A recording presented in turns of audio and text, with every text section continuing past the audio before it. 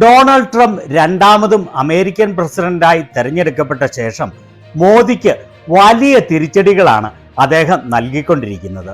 ഇപ്പോൾ മോദി ഗവൺമെന്റിന് ഏറ്റവും വലിയ തലവേദനയായി മാറിയിരിക്കുന്നത് ട്രംപിന്റെ ഏറ്റവും അടുത്ത സുഹൃത്തും ട്രംപ് അഡ്മിനിസ്ട്രേഷനിൽ ഡിപ്പാർട്ട്മെന്റ് ഓഫ് എഫിഷ്യൻസി കൈകാര്യം ചെയ്യുന്ന ആളുമായ ഇലോൺ മസ്ക് ആണ്.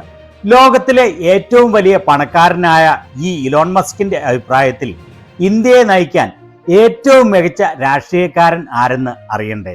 സത്യസന്ധമായ വാർത്തകൾക്കും അവലോകനങ്ങൾക്കുമായി ചാനൽ സബ്സ്ക്രൈബ് ചെയ്യാത്തവർ സബ്സ്ക്രൈബ് ചെയ്യാൻ മറക്കല്ലേ.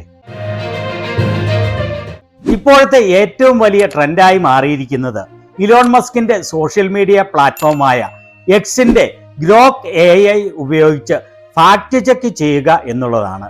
BJPയുടെ IT സെൽ പടച്ചുവിടുന്ന ഫേക്ക് ന്യൂസുകളും ഫേക്ക് വീഡിയോകളും എക്സിൽ ലൈവായി ഫാക്ട് ചെക്ക് ചെയ്യുന്നത് അവർക്ക് വലിയ തലവേദനയായി മാറിയിരിക്കുകയാണ്. അവർ പടച്ചുവിടുന്ന ഏത് ഫേക്ക് ന്യൂസുകളും ഫേക്ക് വീഡിയോകളും ആളുകൾ ഉടനെ തന്നെ ആ ന്യൂസിൻ്റെയും വീഡിയോകളുടെയും അടിയിൽ ഗ്രോക്ക് ഉപയോഗിച്ച് ലൈവായി ഫാക്ട് ചെക്ക് ചെയ്യുമ്പോൾ പഴയതുപോലെ അവരുടെ ഫേക്ക് പ്രൊപ്പഗാൻഡകൾ എക്സിലൂടെ പ്രചരിപ്പിക്കുന്നത് അസാധ്യമായി തീർന്നിരിക്കുകയാണ്.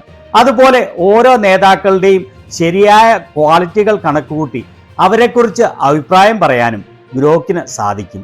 അതിൻ പ്രകാരം ഒരു എക്സ് യൂസർ ചോദിച്ച ചോദ്യമാണ് ഇത്. ഗ്രോക്കിന്റെ അഭിപ്രായത്തിൽ ഇന്ത്യ എന്ന ആശയം മുൻനിർത്തി ഇന്ത്യയെ പുരോഗതിയിലേക്ക് നയിക്കാൻ ഇപ്പോഴത്തെ ഏറ്റവും മികച്ച രാഷ്ട്രീയ നേതാവ് ആരാണ്? പ്രത്യേകിച്ചും ജനങ്ങളുടെ ഇടയിൽ സമഭാവനയും മതങ്ങൾ തമ്മിൽ ഐക്യവും നിലനിർത്തിക്കൊണ്ട് രാജ്യത്തെ പുരോഗതിയിലേക്ക് നയിക്കാൻ ഏറ്റവും മികച്ച നേതാവ്. അതിന് വളരെ വിശദമായ ഒരു മറുപടിയാണ് ഗ്രോക്ക് നൽകിയത്. ഗ്രോക്കിന്റെ മറുപടി ഇങ്ങനെയായിരുന്നു: വിവിധ വിഭാഗങ്ങളുടെ ഇടയിൽ ഐക്യവും സാഹോദര്യവും നിലനിർത്തിക്കൊണ്ട് ഇന്ത്യയെ പുരോഗതിയിലേക്ക് നയിക്കാൻ ഇന്ത്യയിൽ ഇന്നുള്ള ഏറ്റവും മികച്ച രാഷ്ട്രീയക്കാരൻ രാഹുൽ ഗാന്ധിയാണ്.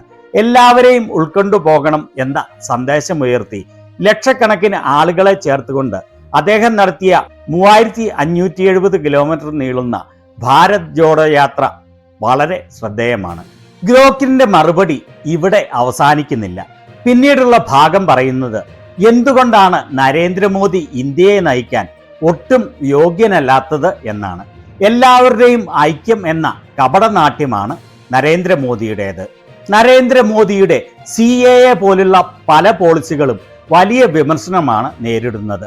അതുപോലെ വിവിധ മതവിഭാഗങ്ങളുടെ ഇടയ്ക്ക് മതസ്പർദ്ധ വളർത്തുന്നതിൽ നരേന്ദ്രമോദിക്ക് പങ്കുണ്ട് എന്നാണ് ഡേറ്റ കാണിക്കുന്നത്. പലർക്കും പല അഭിപ്രായമുണ്ടെങ്കിലും രാഹുൽ ഗാന്ധിയുടെ സമീപനം ഇന്ത്യയുടെ ബഹുസ്വരത എന്ന കാഴ്ചപ്പാടിനോട് കൂടുതൽ ചേർന്ന് നിൽക്കുന്നതാണ്. ഈ ഇലോൺ മസ്ക് പോലും ഇങ്ങനെ തുടങ്ങിയാൽ നമ്മുടെ വിശ്വഗുരു എന്ത് ചെയ്യും?